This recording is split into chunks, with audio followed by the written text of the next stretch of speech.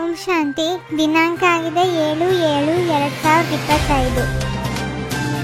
ನೀವು ಬಹಳ ರಾಯಲ್ ವಿದ್ಯಾರ್ಥಿಗಳಾಗಿದ್ದೀರಿ. ನೀವು ತಂದೆ, ಶಿಕ್ಷಕ ಮತ್ತು ಸದ್ಗುರುವಿನ ನೆನಪಿನಲ್ಲಿರಬೇಕಾಗಿದೆ. ಅಲೌಕಿಕ ಸೇವೆ ಮಾಡಬೇಕಾಗಿದೆ. ಯಾರು ತಮ್ಮನ್ನು ತಾವು ಬೇಹದ್ದಿನ ಪಾತ್ರಧಾರಿ ಎಂದು ತಿಳಿದು ನಡೆಯುವರೋ ಅವರ ಬುದ್ಧಿಯಲ್ಲಿ ಯಾವುದೇ ಸ್ಥೂಲ ಸೂಕ್ಷ್ಮ ದೇಹಧಾರಿಗಳ ನೆನಪಿರುವುದಿಲ್ಲ. ಹೇಗೆ ತಂದೆಯು ಇಡೀ ಪ್ರಪಂಚದ ಸೇವೆ ಮಾಡುತ್ತಾರೆ, ಆ ಪತಿತರನ್ನು ಪಾವನ ಮಾಡುತ್ತಾರೆಯೋ ಹಾಗೆಯೇ ಮಕ್ಕಳು ಸಹ ತಂದೆಯ ಸಮಾನ ಸೇವಾದಾರಿಗಳಾಗಿಬಿಡುತ್ತಾರೆ. ತಂದೆಯು ಓದಿಸುತ್ತಾರೆ, ನನ್ನ ಆತ್ಮನು ಈ ಕರ್ಮೇಂದ್ರಿಯಗಳ ಮೂಲಕ ಕೇಳಿಸಿಕೊಳ್ಳುತ್ತೇನೆ. ಈ ಜ್ಞಾನವು ನೀವು ಮಕ್ಕಳಿಗೆ ಶ್ರೇಷ್ಠ ಭಗವಂತನ ಮೂಲಕ ಈ ಸಮಯದಲ್ಲಿಯೇ ಸಿಗುತ್ತದೆ. ಸತ್ಯಯುಗದಲ್ಲಿ ಒಂದೇ ಧರ್ಮ, ಪವಿತ್ರತೆ, ಸುಖ, ಶಾಂತಿ ಎಲ್ಲವೂ ಇರುತ್ತದೆ. ಈ ಚಿತ್ರಗಳನ್ನು ಕುರಿತು ತಿಳಿಸಿಕೊಡುವುದು ನೀವು ಮಕ್ಕಳಿಗೆ ಬಹಳ ಸಹಜವಾಗುತ್ತದೆ. ನಾವು ಯಾರ ಮುಂದೆ ಕುಳಿತಿದ್ದೇವೆ, ಆಂತರ್ಯದಲ್ಲಿ ಖುಷಿ ಇರಬೇಕು. ವಿದ್ಯಾರ್ಥಿಗಳು ಎಲ್ಲಿಯಾದರೂ ಕುಳಿತಿರಲಿ, ಅವರ ಬುದ್ಧಿಯಲ್ಲಿ ತಂದೆಯ ನೆನಪು ಬರುತ್ತದೆ, ಶಿಕ್ಷಕರ ನೆನಪು ಬರುತ್ತದೆ. ಈ ತಂದೆಯು ಅಂದರೆ ಬ್ರಹ್ಮ ಸಹ ವಿದ್ಯಾರ್ಥಿಯಾಗಿದ್ದಾರೆ, ಸ್ವಯಂ ಓದುತ್ತಿದ್ದಾರೆ. ಕೇವಲ ಇವರ ರಥವನ್ನು ಆಧಾರವಾಗಿ ತೆಗೆದುಕೊಳ್ಳಲಾಗಿದೆ, ಮತ್ಯಾವುದೇ ವ್ಯತ್ಯಾಸವಿಲ್ಲ. ನೀವು ಶಾಂತಿಧಾಮದ ನಿವಾಸಿಗಳಾಗಿದ್ದೀರಿ, ಬೇಹದ್ದಿನ ಪಾತ್ರಧಾರಿಗಳಾಗಿದ್ದೀರಿ. ಈ ಮಾತುಗಳನ್ನು ಮತ್ಯಾರೂ ತಿಳಿದುಕೊಂಡಿಲ್ಲ, ಇಡೀ ಪ್ರಪಂಚದಲ್ಲಿ ಯಾರಿಗೂ ತಿಳಿದಿಲ್ಲ. ರಾಜ್ಯವನ್ನು ಕಳೆದುಕೊಂಡು ದುಃಖಿಯಾದಾಗ ಮತ್ತೆ ತಂದೆಯನ್ನು ಕರೆಯುತ್ತಾರೆ. ಯಾರು ರಾಜ್ಯವನ್ನು ಕೊಟ್ಟಿದ್ದರೋ ಅವರನ್ನೇ ಕರೆಯುತ್ತಾರೆ.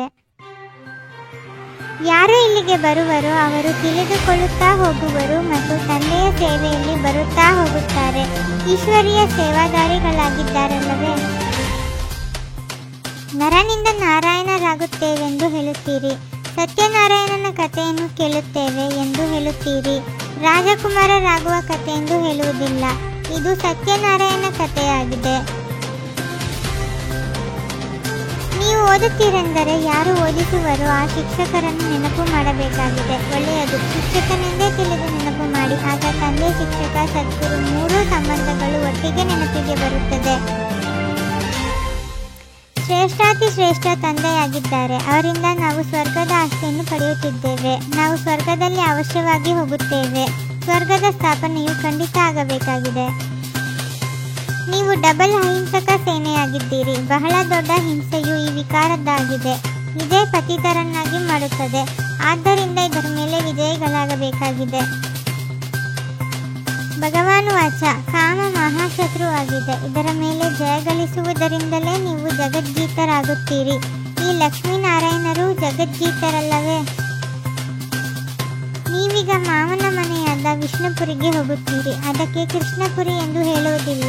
ನಿಮ್ಮದು ರಾಜಯೋಗವಾಗಿದೆ. ಅಂದ ಮೇಲೆ ಅವಶ್ಯವಾಗಿ ನರನಿಂದ ನಾರಾಯಣರಾಗುತ್ತೀರಿ.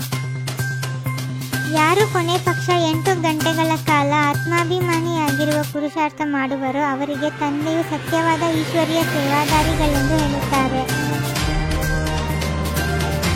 ಇದು ವಿದ್ಯಾಭ್ಯಾಸದ ಸಮಯವಾಗಿದೆ. ಆದ್ದರಿಂದ ತಮ್ಮನ್ನು ಆತ್ಮನೆಂದು ತಿಳಿದು ತಂದೆಯನ್ನು ನೆನಪು ಮಾಡಬೇಕಾಗಿದೆ. ಆಗಲೇ ಪಾಪಗಳು ನಾಶವಾಗುತ್ತವೆ. ಪುರುಷಾರ್ಥವು ತೀವ್ರವಾಗಿ ಮಾಡಬೇಕು, ಡ್ರಾಮಾದ ಮೇಲೆ ಬಿಡುವಂತಿಲ್ಲ. ಆದ್ದರಿಂದ ತಮ್ಮ ಚಾರ್ಟನ್ನು ನೋಡಿಕೊಳ್ಳುತ್ತಾ ಇರಿ, ಹೆಚ್ಚಿಸಿಕೊಳ್ಳುತ್ತಾ ಇರಿ. ಇಲ್ಲಿ ನಿಮ್ಮದು ಬ್ರಾಹ್ಮಣರ ಸಂಘವಾಗಿದೆ. ಹೊರಗಡೆ ಎಲ್ಲವೂ ಕೆಟ್ಟ ಸಂಘವೇ ಇದೆ. ಅಲ್ಲಿ ಮನುಷ್ಯರು ಕೆಟ್ಟ ಮಾತುಗಳನ್ನೇ ತಿಳಿಸುತ್ತಾರೆ. ಈಗ ತಂದೆಯು ನಿಮ್ಮನ್ನು ಕೆಟ್ಟ ಸಂಘದಿಂದ ಬಿಡಿಸುತ್ತಾರೆ. ತಂದೆಯು ತಿಳಿಸುತ್ತಾರೆ, ಮಕ್ಕಳೇ, ಬಹಳ ಸಾಧಾರಣವಾಗಿ ಇರಿ. ತುಂಬಾ ಒಳ್ಳೊಳ್ಳೆಯ ಸೀರೆಯನ್ನು ಧರಿಸುವುದರಿಂದಲೂ ಸಹ ದೇಹಾಭಿಮಾನವು ಬರುತ್ತದೆ. ದೇಹಾಭಿಮಾನವನ್ನು ಬಿಡುವುದಕ್ಕಾಗಿ ಎಲ್ಲವನ್ನೂ ಸಾಧಾರಣ ಮಾಡಿಕೊಳ್ಳಬೇಕು. ಸದಾ ಗಮನವಿರಲಿ, ನಮ್ಮ ಯಾವುದೇ ಚಲನೆಯು ದೇಹಾಭಿಮಾನದ್ದಾಗಿರಬಾರದು, ಬಹಳ ಸಾಧಾರಣವಾಗಿರಬೇಕಾಗಿದೆ. ಯಾವುದೇ ವಸ್ತುವಿನಲ್ಲಿ ಮಮತ್ವವೇ ನೀಡಬಾರದು.